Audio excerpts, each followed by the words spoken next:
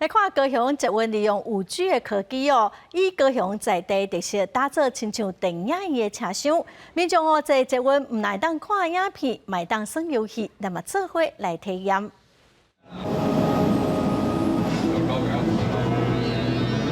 家入去车厢内底，4颗椅仔拢是影像，就亲像伫电影院共款。高雄捷运建伫全台唯一一个5G 浸水式的电影车厢，就是伫轻铁3号车第2车厢，并就买当来体验。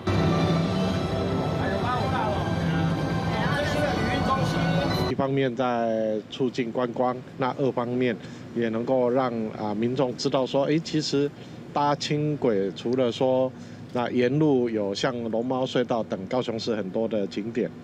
那二方面也能够有不同的这种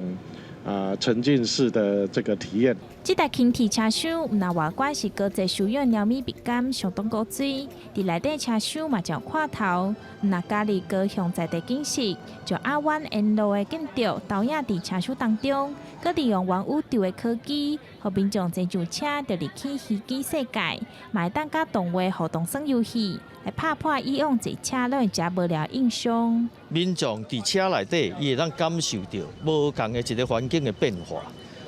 一般这个物件咱拢可能是电影院，也是伫